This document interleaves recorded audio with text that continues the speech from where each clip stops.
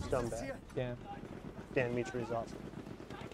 That's a platoon. That one's Sorry, available. That one's available. It's available. Whoa, dudes and dudettes, it's Dan Mitre, DICE Community Manager, here to talk to you about the latest patch to our game, Battlefield 1. And even though we're promising to do monthly updates instead of quarterly updates, we still can't kick the patch naming habit, as this one is called the Spring Update.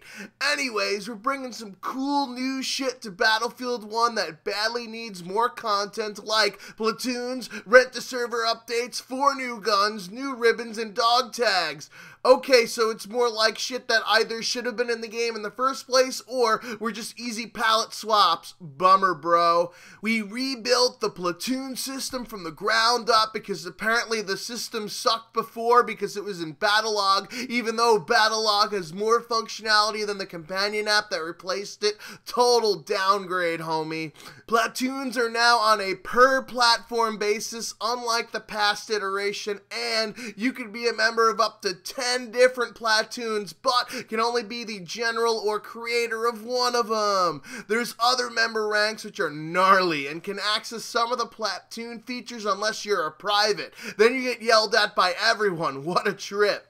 The perks of being in a platoon is, if your entire squad is in the same platoon, that squad is renamed from Apple or Butter to your platoon name, so you can easily spot the virgins on your team. And if your platoon contributes to the majority of a flag cap, you'll get a mini flag on the flagpole with your platoon emblem. So cue the exhibit, yo dog, I heard you like flags on your flagpole, so we put a smaller flag next to your bigger flag on your flagpole.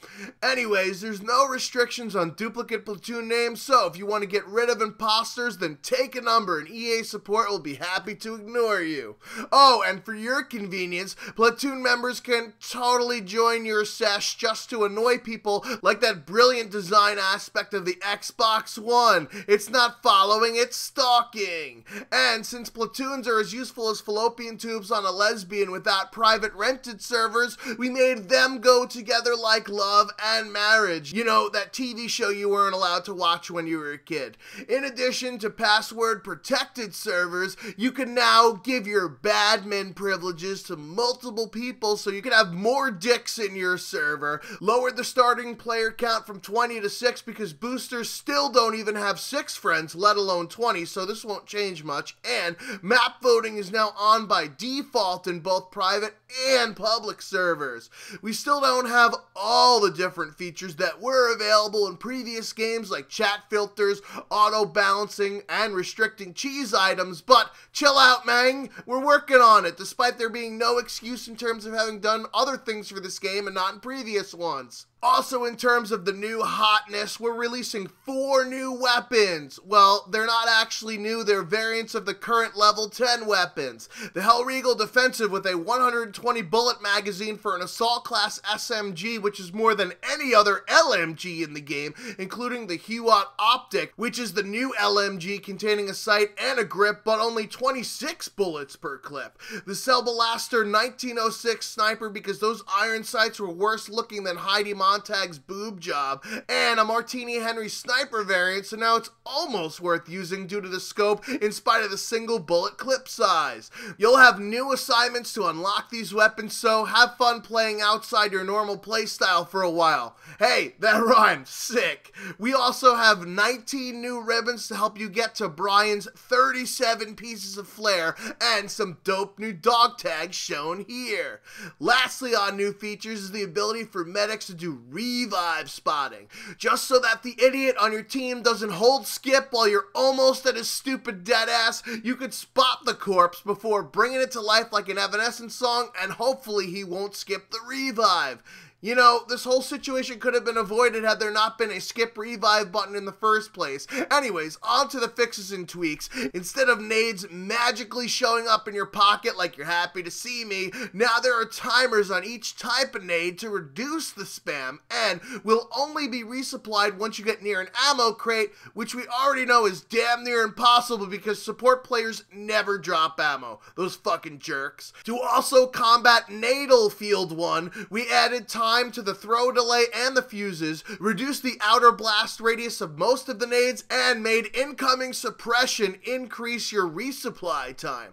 Speaking of shit that's annoying, planes were also nerfed because it was way too easy to get tons of kills and just hang around like that weird friend that everybody knows but nobody likes. So we rebuffed the anti-air again after nerfing them in the last patch because sliders aren't just tiny burgers, and snipers will damage planes more, along with nerfs to the damage and resupply time of the Rankin darts that the planes do use. If you're an infantry guy, this is totally sweet. We put in a 40-minute time limit to front lines, which should be long enough to complete a majority of the matches, as the longest recorded match is 3.5 hours. That's longer than most punk shows, and I've got shit to do, man.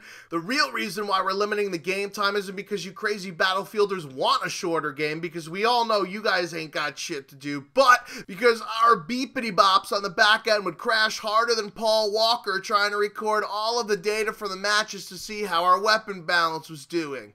Speaking of back end things, we've been making the netcode better with each patch, so of course we'll roll something out that is bound to be controversial. We're no longer deleting in-flight bullets and explosives such that if you die then you can't kill other players. Basically, you're going to see a lot more kill trading, which is something that was a feature in Call of Duty Infinite Warfare. Why not make it one in Battlefield 1? Yes, I know we worked on eliminating lots of kill trading in Battlefield 4 and Hardline, but it makes more sense for older, more unpredictable weapons to be more annoying. Far out. Also, to punish people that either can't afford good internet or somehow still on AOL in 2017, I'm looking at you, Mike Pence, players with a connection above 100 millisecond ping will have to lead their shots more as we improve our client and server update rate to 60 Hz. This is bound to get some pushback, as there are places in the world that don't have a dedicated server bank. Oh no. And people must connect to the by mandate DICE-owned servers thousands of miles away. Also with ping, the numbers on the scoreboard in the UI now don't bleed over into your score anymore because font sizes are hard to figure out. We also fixed an issue with the wrong weapon and skin appearing in the kill cam, so no more getting killed by a scout with an LMG. Lastly, on UI, we fixed some issues with the menus taking a long time to respond on console, and this was a harder fix than you think because of how underpowered consoles are for what they're supposed to be. Total buzzkill. And finally, we made lots of tweaks to mostly the DLC maps, as the other maps have had more time for users to try and get outside the playable space, like in Operations on They Shall Not Pass. But the good news for premium members is we're bringing back the Premium Friends program until May 4th. Not a permanent thing yet because we still need more money. Funnily enough, having this program only being time limited and not permanent is keeping most people from jumping into buying premium for their friends to leech off of, but our bosses that sit upstairs are a bunch of dentines and don't realize it yet. Wait, what? As we should have known before releasing it, the netcode updates have completely broken hit detection, even on pings less than 100 milliseconds? Well, I guess that's how we stay employed. It can feel bad, but it can also feel good.